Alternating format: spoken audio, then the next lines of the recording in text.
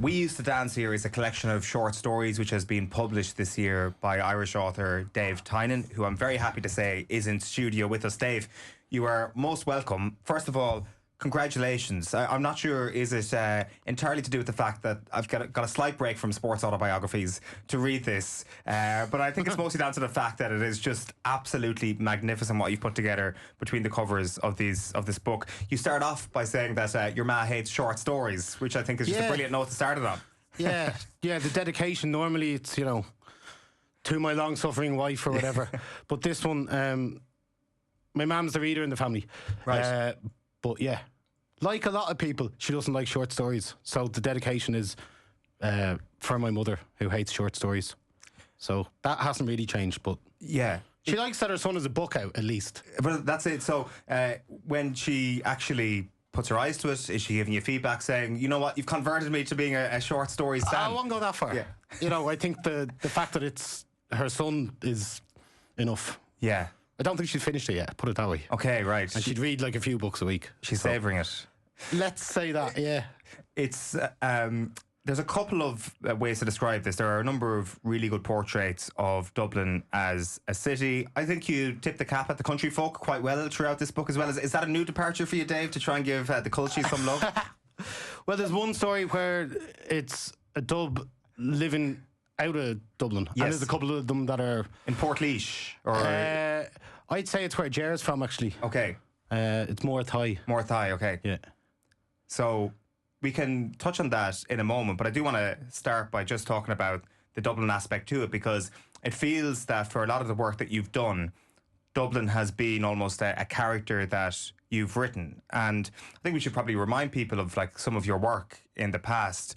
Like I just had a quick look on YouTube earlier to see how long ago it was that Just Saying with Emmett Kerwin came out. It's 12 years ago now at this point, which is kind of, in many ways, a lot of people would look back at that and say it was one of the great pieces of writing and short filmmaking about the recession in Ireland and about emigration and almost mourning what Dublin had become. There's a multitude of different ways you could look at it, but that seems to be a theme of some of the writing in this book as well, where Dublin really is a character that you're trying to describe to people through a human being's experience.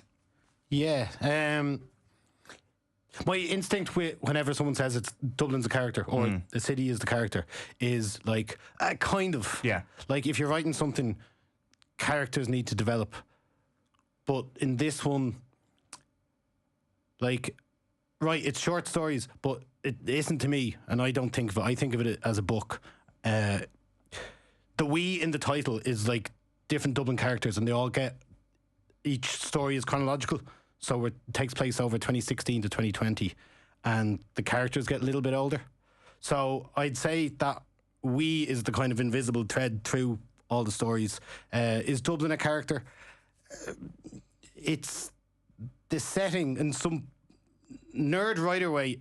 It's not, but I understand that people go, it's extremely Dublin, which it is. Yeah. So the progression of ages then from, and also the years between 2016 and 2020, is there a reflection of your own experience in life in that as well?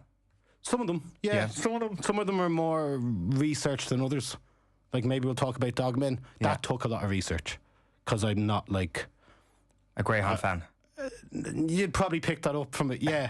Like I had mates that worked in camera departments, and they used to do the dogs. So I went along with a couple of them a couple of times, and like you're going through as punters, and you have to go through like the protests at the front. Yes. And there's there's a lot of women in sandals with placards telling you you're appalling people. I'm like, I probably can't go like, I'm actually going to address this through literature. Don't worry, I'm on your side.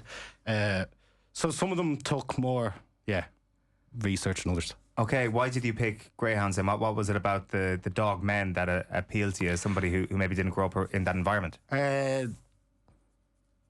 I think like it's a real microcosm. There's a load of characters in that, and it takes place over one night. Yeah. And I love stuff like that kind of, it's such a set piece. Also, I make films, and like you were never going to be able to make that film. They were never going to let you into Shelburne to make that film. Yeah. Do you know? Yeah. They wouldn't. No one would give you permission to do that.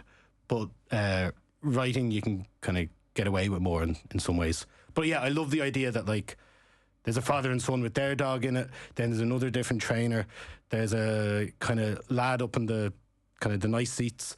There's a little kid who has to go do something murky. So there's all this different, like, it's a whole world within like this microcosm. Yeah, like, so has it almost changed your view on greyhound racing as a result of going along? No, I don't think they should get government money. Yeah. I don't. That's not. There's too many injured dogs. Yeah, you might be closer to the people holding the placards outside in a normal relationship. Yeah. But I'd also hope that you can be between these. You know, I think the book is good when it's living between different things. Yeah, like I don't see culture and sport as massively distinct from each other. No, though I think a lot of people do. Well, I hope they don't, though. They are quite pretty much the same thing, and I think so. Yeah, like like the Troy Parra hat trick. Yeah, that exists outside just a match. You know, like that was a national thing. Like it brightened all of us. And equally, I think culture has sport within it. I think they talk to each other all the time. It's, if we kind of refer to Dublin as like a setting for a lot of this book, sport is also part of the backdrop in this as well. Any particular reasons behind some of the cultural bits that you've picked out of it? I mean, Kylian Mbappe winning the 2018 World Cup. We'll get to the Davy Fitz anecdote in a moment. Again, are these sort of personal experiences that you just touch on? Is this as a consequence of research, or what are the reasonings behind the choice of sports culture? Well, yeah, because it plays a massive part in my life anyway. So the bits that aren't researched, like that World Cup, that story is about kind of two characters, but it starts with them breaking up and then follows each of them over that summer.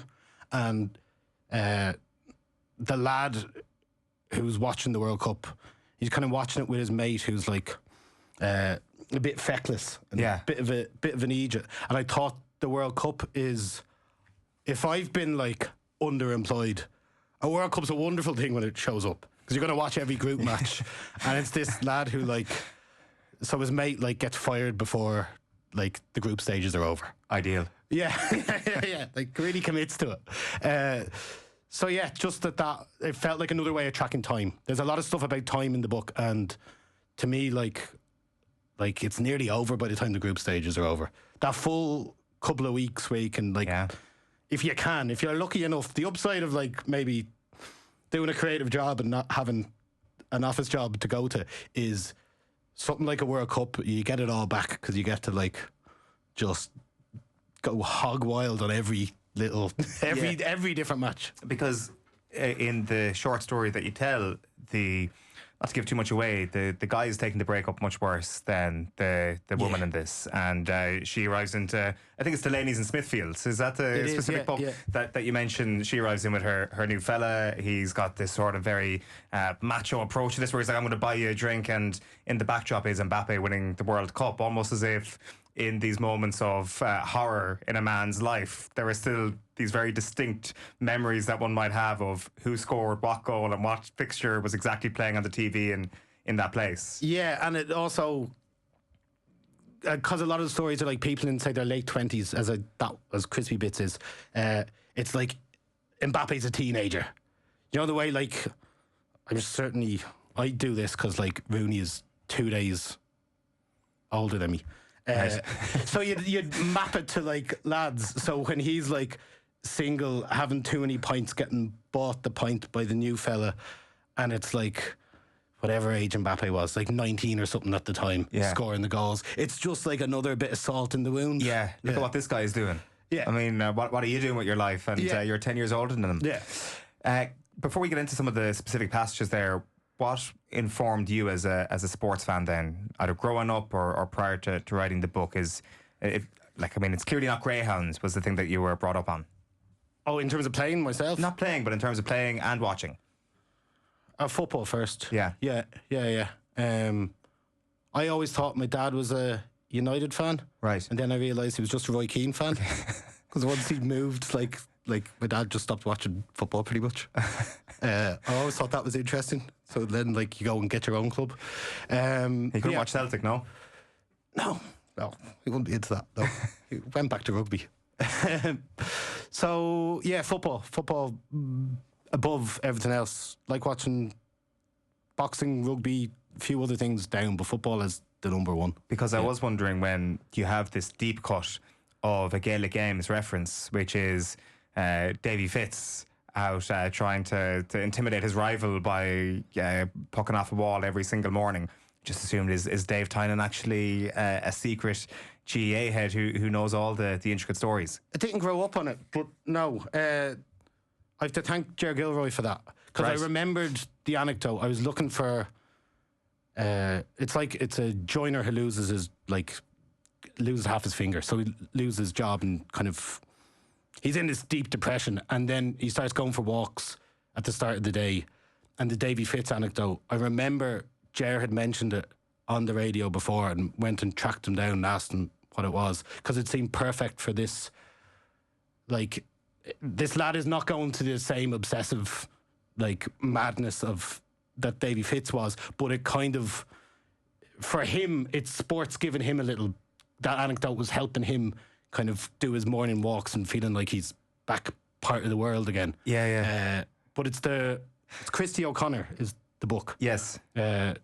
Last Man Standing. Yeah. Or just about tapped, brilliant hurling keepers. Yeah. Like, amazing. Like, highly recommend it. And thanks to Christy O'Connor for putting it in, because otherwise I wouldn't have been able to use it in that. Yeah. Because you said that Cher had given you the idea for it. I was like, which Cher are you talking about? Are you talking about Sherlock Nan here? Or are you talking about the name of the main character in that story is actually called Cher as well? So I didn't realise it was actually Ger Gilroy. Sorry, Ger Gilroy. Well, that's a little tip of the hat. There you go. There is a passage from that short story that I think you've picked out and want to bring us. I'd love to hear you read some of it. I know you've got it earmarked there. So this is, I'm not quite sure if it is the Davy section, but over to you. See, so this is from Forge Worlds. This is another Ger with thanks to other Gers. Okay. Right. He walked for 2 hours plus. He found honest sweat in the roads, salt up in his eyes, remembering the Davy Fitz story he loved. When Davy first got on the senior panel, Leo Doyle was his competition between the sticks. Doyle was working in Shannon, so Davy would be up, cycling in the dark to a spot he knew, where he'd stretch, and as the dawn course began, he'd start, pucking the schlitter off the wall, the only sound from miles around, until Doyle's car approached. Davy never looked up as Doyle drove past him, after he'd let Doyle know just who was out working him. Davy would cycle home after, whistling to himself, happy to be stuck now in Doyle's head. Ger felt beams inside him, fresh sweat bright on him as others shivered. This would be him, aching with happy calves. He'd go after it like Davy Fitz, and the town could be Doyle. Did we ever find out how intimidated Doyle got by it? Mick is behind the glass there, who is like a Clare hurling fanatic, and he might have the answer. Has Doyle ever responded to this charge? He's not sure off the top of his head. It's amazing. Like I do wonder like how much people can actually apply that to their own lives, and clearly it's been channeled into this story. The idea of, you know, trying to reverse the sense of sorrow for you on behalf of a community. Like a fella who's like a handyman who loses his finger is like a massive sorry, geez, poor juror down the road. And him trying to undo that sense of sympathy for him, it's a very classic Irish male way to behave. And I don't know, I'd say there's a lot of people who've maybe channeled that same sort of energy to reverse that sense of sorrow that people feel for them. Yeah, I like the idea that it was like so much of sport is obsession, I suppose. Yeah. And yeah, he maps on Davy Fitz and his like crazed kind of approach to it. He takes just enough of it to kind of get him out the door in the morning and give himself something to do and give himself a sense of purpose, when otherwise he's lost his hands, he's lost his everything that he'd spend his day doing, you know. Apologies to the people of Portlaoise and Athy for mixing you up. I should have been taking closer notes. I have obviously mixed up the memory in my own head after reading it. But do you travel to actually understand different places around Ireland that you write? Is this something that kind of comes out of thin air in your own head when you're writing a character like Ger? My parents are both from Athy. Okay, that so helps. maybe that was that one. Or like talking to cousins. Yeah. Like a cousin gave me the thing that there's estates in Athy that have loads of dubs in them, and all the locals call them like the Howie estate. So that's just straight from. I suppose I'm trying to suggest that like it's a shame men don't read fiction, and fair enough, but like there's lots of non-fiction, or there can be, I'm only speaking for myself, there can be loads of non-fiction and real details in fiction as well. Yeah. Why don't men read fiction? I'd love to know that, and I'd make You don't more read fiction money. either. I do, yeah. Okay, I you write do. it as well. No, I do. I probably don't read. I read non-fiction and fiction. Okay. Why they don't, I think, is a fascinating question. But statistically, it's true. Like 9 out of 10 books are fiction books. I think it's probably, this might go too like heavy on it. My pet theory would be like we're all stressed out about like workplace anxiety and earning enough and competitive stuff you see on your phones and all this kind of thing. And people feel they have to get something that they can really use in the real world. So they're going and reading like a self-help book or a history book, and then there'll be a bit more like whatever. And it feels like that, whereas I think there might be a sense that fiction is like, that's just feelings over there. And that doesn't help me get ahead. And, I think grindset culture is responsible for lads not reading, I think. If I had to say one thing, something like that. Yeah, but I mean, you would refute the idea that fiction is useless to getting ahead in life, right? I mean, it is quite a powerful thing. There's loads of ways you could get ahead. Yeah. Yeah, I think there's... Like, tap into the grindset culture here and tell the manosphere why they need fiction. Is this the manosphere we're talking to? Because fiction gives you... Like, fiction's the same as sport in that sense, I think. That, like, it's an escape from what you're doing. They're narratives you can check into. I mean, one of the things I love about a book or about rereading a book or a film you love or something is that you have all that backstory. In the same way that when I'm sitting down to watch Liverpool PSV during the week, there's so much backstory in that. There's so much history in that, in the clubs, in what's happening to Liverpool at the minute. Do you know what I mean? There's loads of different story comes in so many forms, whether it's sport or whether it's a book. And yeah, other people's stories can only help you understand your own. Have you read a self-help book yourself? No, I don't. That's not for me. Are you sure it's not for you?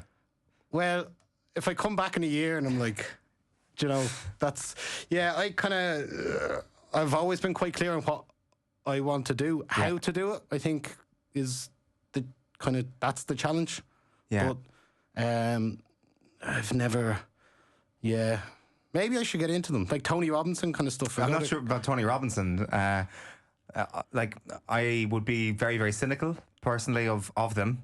Oh, okay. And then I read one or two, and I was like, this is a nice thing to digest in very, very small sizes once every so often. Like, to take in a 5 or 6 page, and the perceived meaning to you is not necessarily the same as the meaning to the author or whatever it's supposed to be. There are kind of strange ways that, I don't know, you can absorb some of the messages, which I was very, very surprised with. Yeah. You're younger than me, though. I think there's a generational thing here. I think I'm in between, like, I don't know. Maybe you should give me a recommendation. I'll give it a go. Maybe I will. I think also there's a big part of the play. If people gave their dad this for Christmas this year, we used to dance here, and that became a habit that people had of gifting fiction to the men in their lives. I think a lot of men would get this book. Particularly this book. Is Fairy Tale of New York. Exactly. I think that would probably change the behaviour as well. Like, what are people going to get for their dad for Christmas? It's going to be a sports autobiography, which, to be fair, I think sports autobiographies this year have been quite good. It's a lot cheaper than those. Yeah. I'd have to say that. Well, there is that. So, like, they're 30 quid for a hardback. This is 15 in some places.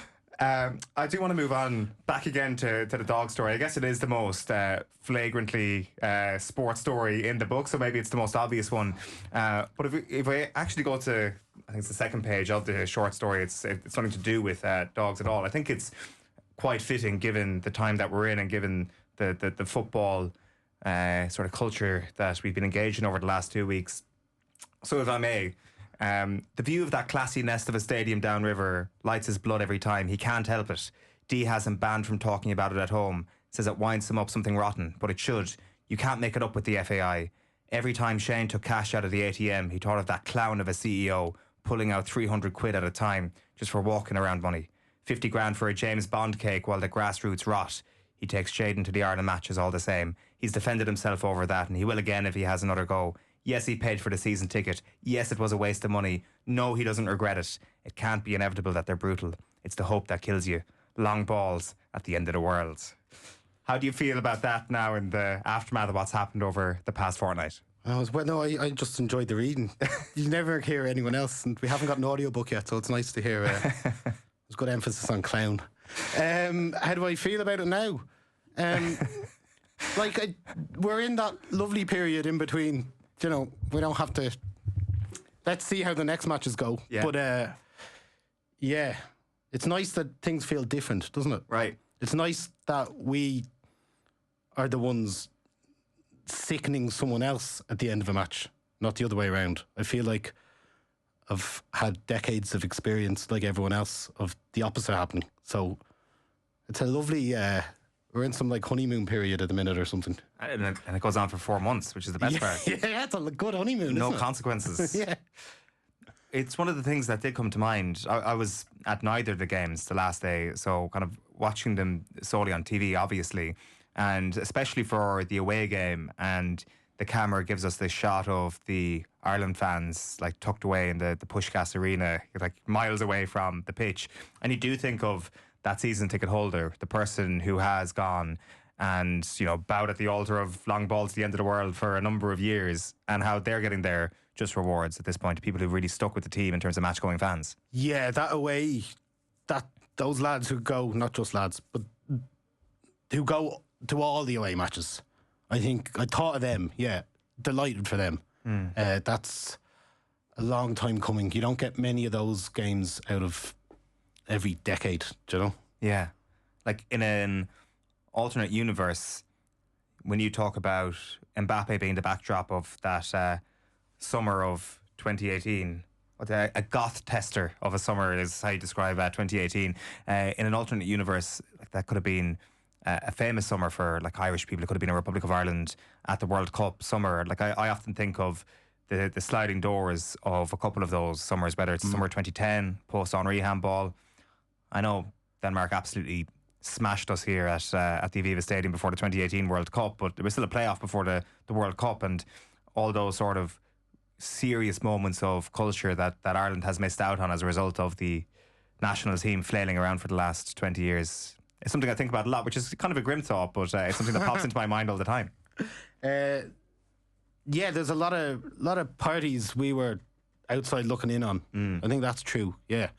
It just feels different when the national football team still hits different compared to, like, I've worked in Irish advertising. Irish advertising is, for its own reasons, mad to make the rugby team cared about in the same way. Yeah. I don't think it's ever going to be the same. No. It's not, yeah, it just doesn't have the same truly national feel. Yeah, because there was that juxtaposition of the Ireland team playing on the Saturday night and then the Republic of Ireland playing on the Sunday, and just kind of even on the rugby slots that we would do on the show, there was just this admission that like this is the big show. There's absolutely nothing that rugby can do to compete with it. But I hadn't realised that you worked in the advertising industry. It is one of the great success stories of Irish advertising to make us feel that the rugby was on the same level. And look, maybe that wasn't a conscious thing, and I don't think anybody ever would have like said these two things are of the same level or as universal, but it kind of felt like it mattered just as much for the brief moments. Maybe it's because there was a vacuum of football that we all cared about for a period of time. Like, yeah, Irish advertising is probably made up of the same demographics as like your natural rugby audience. Do you know? Find me a consultant in Ireland whose favourite sport isn't rugby. But there's, yeah, like I think there's something else that's, rugby's never going to be it's never going to be massive in Donegal, where which has been such a great county for us in football, whether it's Packy Bonner or Seamus Coleman.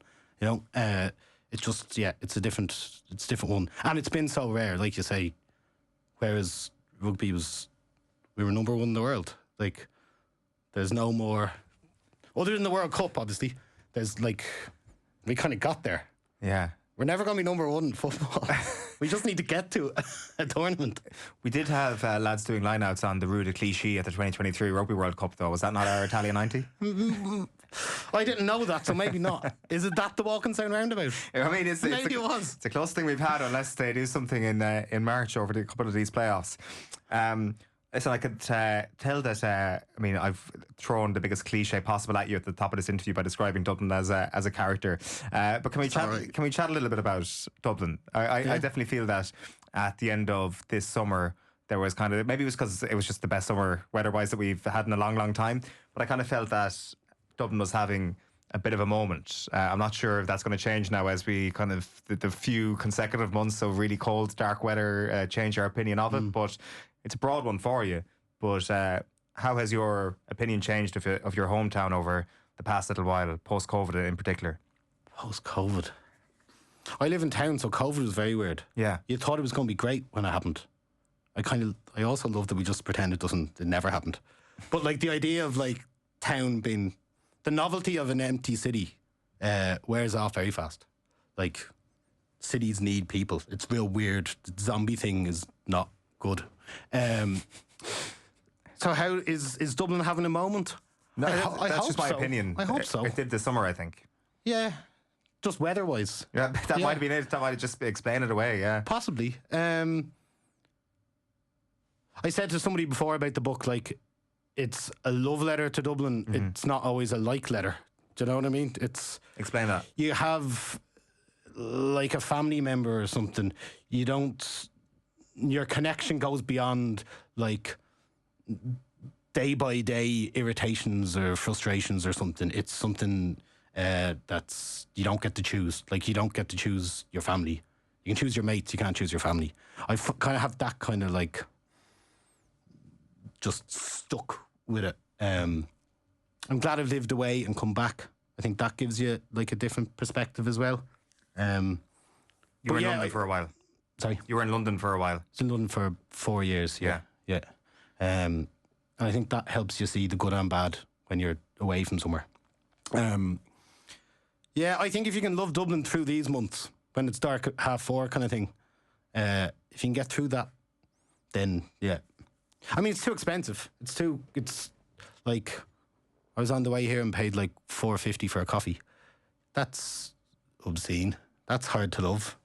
You go on, you spend a week in Italy or something, you're like, what's going on? Yeah. Whereas in San Francisco with the book, and like weird, gross inequalities and a lot of tech money, but then a lot of tents on the streets. It feels strange that sometimes we feel like we're chasing San Francisco and that. I don't think that's like a model to ape. But there's so many things I love about here, yeah. The one thing is that it's, you can choose your friends, you can't choose your family. You can kind of choose your family in this regard. And like, I think that was the whole point of just saying, is that a lot of people had chosen a different place during the height of the recession. Kind of feels that a lot of people have chosen a different place over the past couple of years as well, in the post-COVID years, even though the economic situation here is much better than it was in 2012, obviously. Yeah, like, I'm writing something at the moment that has a nurse in it. Your shifts change if you go to Australia. The money's better, the weather's better, but also you're doing, like, I think they're 3 shifts of 8 hours, not 2 shifts of 12. That's your whole life suddenly improved, do you know? So there's things like that. I think we'll always have emigration. It's when it feels like everybody's leaving at a time. That's tricky, and that is like, I don't know. I feel like the stuff I want to do is naturally or inevitably engage with here. So that means I probably need to be here, or have felt that before. If that's films or if it's books, the work I'd like to make is here. Whereas if you're doing most jobs, why wouldn't you leave? Like, I would never tell someone they should stay either. Do you know? If you can get opportunities and you can go see other places and work in other places, get paid better, possibly in the sun. Australia's not for me, but I wouldn't knock anyone who decided it was for them. Yeah. And if you were doing a different sort of work, would you feel the same pull to staying at home? I doubt it. But then I'd be a different person in the first place. So back to your sliding doors stuff. I don't know. If you're gonna work in bars, why not go to New York? Like I see that. Yeah. Very different version of Dave would be the nurse who goes down to Australia, I suspect. Yeah. They're very big sliding. That's a lot of sliding that door. Yeah. There's a couple of other things that I wanted to ask you about as well. Like I first met you just completely by chance in a place called San Pedro in Guatemala, by a lake, and you were working behind the bar for your mates who run an Irish bar in this little town.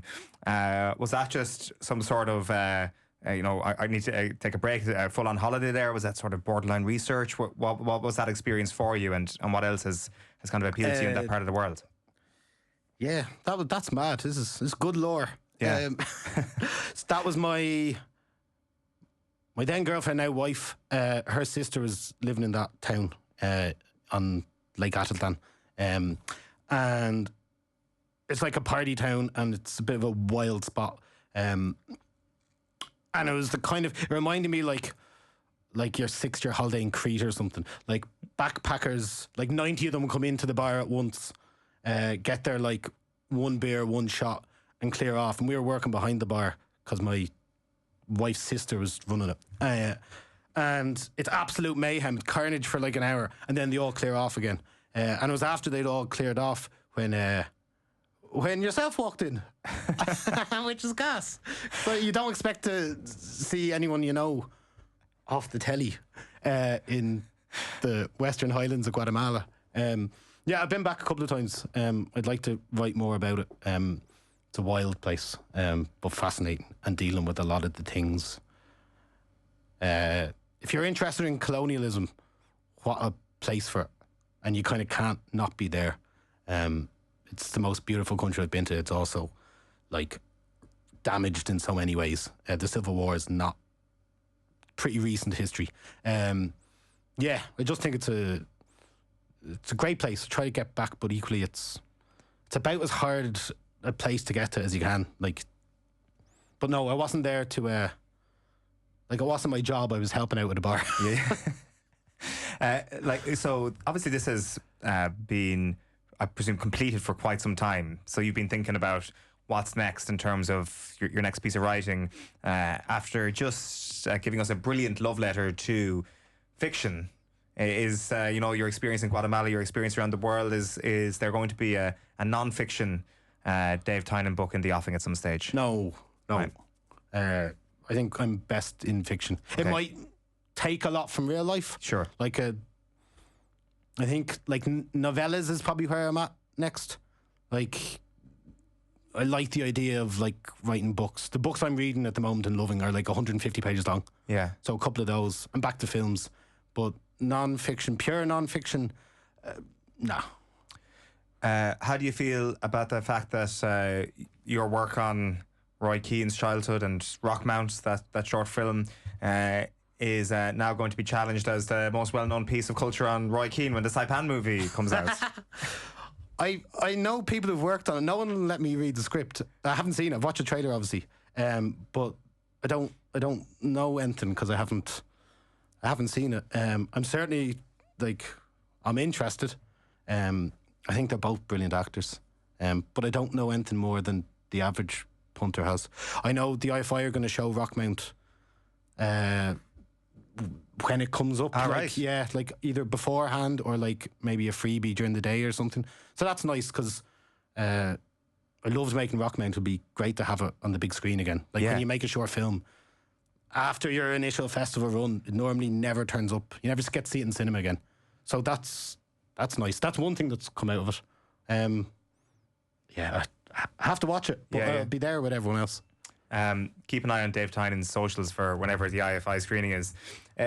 This is kind of not going to lead to a question or anything, but I might just finish up by reading it at the opening section of Dogmen. So I think it's absolutely brilliant. I think just, people will love the description of this character, the first person we're introduced to at the stadium. Shake his hand, check your fingers still there. Hope shit might be different this time. The dog track shines through the dark. He never blinks, gives no inklings, and dog man don't talk. For now he smokes near the pillars, and no one pays him no nothing as they go by. Dog man as much part of the track as the steps and the hoardings, and he has his usual thick trackies on, and the fur of his parka hood sits around his skull like some great thuggish carrion. He has huge hands, columns between the knuckles. He reaches back and itches the satisfying slug of fat that marks the end of his neck. He was a mammoth from birth, a big unit raised by big units. Dropping that baba be like dropping a Tonka truck, they said. Before he worked for Maguire, he was bouncing under his da in Q-Bar, back when it was Q-Bar. But working with family was no use. Bad enough without piss students in shirts roaring at you that you'd still be here in 5 years and they wouldn't. He has never made a sudden movement in his life. Too much shite talk and too many shite hawks, as Dad used to say. He got gone after that, and now Dogman keeps his own counsel.